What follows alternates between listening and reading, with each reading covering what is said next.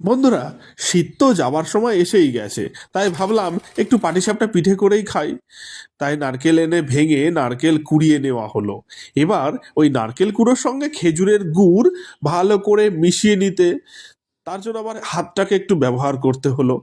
এরপর কড়াই একটু গরম হয়ে এলেই গুড় মাখিয়া রাখা নারকেল কুড়ো কড়াইতে দিয়ে দেওয়া হলো এবং ভালো করে হালকা ফ্লেমে নেড়ে যেতে হবে।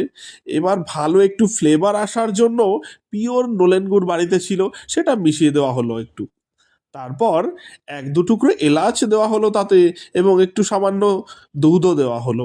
নাড়তে নাড়তে একটু পাক এসে গেলে নামিয়ে নেওয়া হলো। তারপর চলে আসুন, একটা পাত্রে সামান্য পরিমাণে জল নিয়ে পরিমাণ মতো চিনি ভালো করে মিশিয়ে নিলাম এবং তাতে একটু খেজুরের গুঁড়ো দিয়ে দিলাম, এবং ওই মিশ্রিত জলের মধ্যে 1 কাপ চালের গুঁড়ো, 1 কাপ ময়দা মিশিয়ে দিলাম। তারপর মিশিয়ে নেওয়া হলে গাঢ়ত্বটা এইভাবে একটু চেক করে নিতে হবে। গাঢ়ত্বই এখানে আসল রহস্য পাটিসাপটা পিঠের।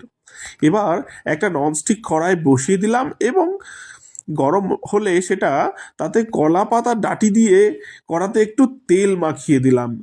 এবার একটা ছোট ডাবু হাতার সাহায্যে মিশ্রণটি দিয়ে হাতলের সাহায্যে ঘুরিয়ে ঘুরিয়ে একটু গোল করার চেষ্টা করলাম। ভালো গোল হলো না, তবুও চলবে। এবার হালকা শুকিয়ে এলে নারকেলের পুরটা দিয়ে খুন্তির সাহায্যে পাটির মতো রোল ভাঁজ করে নেওয়া হলো। রেডি আমাদের পাটিসাপটা পিঠে। কেমন লাগলো বন্ধুরা, কমেন্টে কিন্তু জানাতে ভুলবেন না।